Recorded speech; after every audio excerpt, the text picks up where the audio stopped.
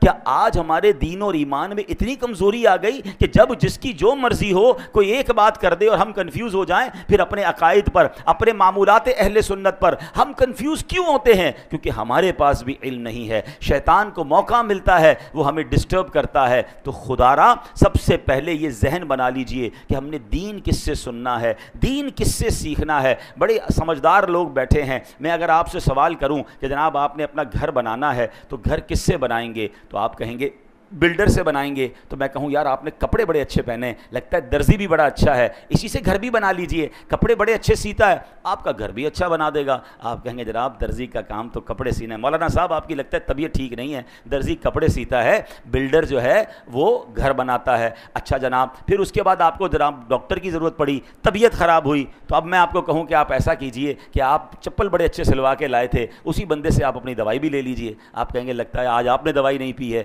کہ جناب چپل سینے والا جو ہے وہ ہمیں دوائی کیسے دے گا؟ تو کمال ہے کہ دنیا کی ہر فیلڈ میں آپ اپنے لیے اس فیلڈ کا ایکسپرٹ تلاش کرتے ہیں۔ موچی سے جوتے سلواتے ہیں، درزی سے کپڑے سلواتے ہیں، ڈاکٹر سے دوائی لیتے ہیں، بلڈر سے گھر بناتے ہیں، ان کو آپس میں مکس اینڈ میچ نہیں کرتے۔ تو اب بتائیے نا دین کس سے سیکھنا چاہیے، شریعت کس سے معلوم کرنی چاہیے؟ کیا ہر اس شخص کو یہ حق حاصل ہے؟ میرا دین اتنا مظلوم ہے۔ اچھا اب ایک اور فینومینا لوگ لے کر آئے کہ جناب انٹرنیٹ پر تو ساری چیزیں موجود ہیں، اب تو اے آئی کا زمانہ ہے، سوال کیجئے جواب مل جاتا ہے۔ قرآن پاک پڑھنے کی اور جناب اس کی اتنی بڑی بڑی تفسیریں پڑھنے کی ضرورت کیا ہے؟ اور جناب پڑھنا بھی ہے تو کسی عالم کی ضرورت کیا ہے، کسی مفتی کی ضرورت کیا ہے، کسی ایکسپرٹ کی ضرورت کیا ہے؟ قرآن موجود ہے، تفسیریں موجود ہیں، ہم خود ہی مسئلہ نکال لیں گے، ہمیں علماء کی حاجت نہیں ہے۔ چلے تھوڑی دیر کے لیے آپ کی بات مان لیتے ہیں کہ جناب کتاب سے پراپر علم مل جاتا ہے، ٹھیک ہے، کتاب میں سب چیزیں موجود ہیں۔ چلے اب میں آپ ہی کی بات آپ کی طرف دوبارہ بڑھاتا ہوں، اللہ نہ کرے آپ میں سے کسی کو کوئی پرابلم ہو جائے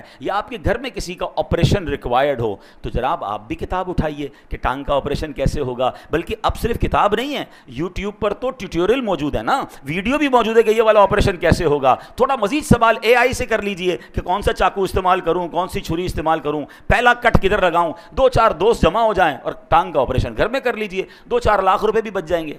آپ کہیں گے یار کیا ہو گیا آپ کو؟ بھائی جان کا معاملہ ہے، کسی ایکسپرٹ سے کروانا پڑے گا، کتابوں میں ضرور لکھا ہے لیکن ٹانگ ضائع ہو جائے گی، دل کا آپریشن ہم نہیں کر سکتے، حالانکہ اس کا پورا طریقہ انٹرنیٹ پر موجود ہے۔ آپ کہیں نہیں، اس کے لیے برسوں کا ایکسپرٹ چاہیے، بلکہ آپریشن تو اس سے کروائیں گے جس کا آپریشن کرنے کا تجربہ بھی ہو اور اس کا آپریشن کامیاب بھی ہوتا ہو۔ 4 دوستوں سے بھی پوچھیں گے، 3 رائے لیں گے، ایک رائے پر بھی لوگ آپریشن نہیں کراتے۔ کرنا بھی یہ چاہیے کہ 3 طرف سے رائے لے کر پھر آپریشن کی طرف جانا چاہیے۔ آپ کہیں گے جان کا معاملہ ہے، جسم کا معاملہ ہے، باڈی خراب ہو سکتی ہے۔ سبحان اللہ، آپ نے میرا ہی جواب دے دیا حضرت۔ اب میرا ثواب سن لیجئے، مجھے ایک بات بتا دیجئے، کسی کی ٹانگ زیادہ قیمتی ہے یا اس کا ایمان زیادہ قیمتی ہے؟ میرے ایمان پر جس کی جو مرضی آئے چھری کانٹے لے کر آ جائے کہ میں تمہارا ایمان کا معاملہ ٹھیک کرتا ہوں، تمہارا دین میں تمہیں سمجھاتا ہوں، آپ پڑھ لینا، آپ بھی خود ہی قرآن سے اور تفسیر سے پڑھ لیں۔ آپ کہیں گے نہیں جناب، باقی دنیا کے معاملات میں جب ایکسپرٹ ریکوائرڈ ہے تو مجھے قرآن کے علم کے لیے بھی فہم القرآن والا مفتی اور عالم ریکوائرڈ ہے،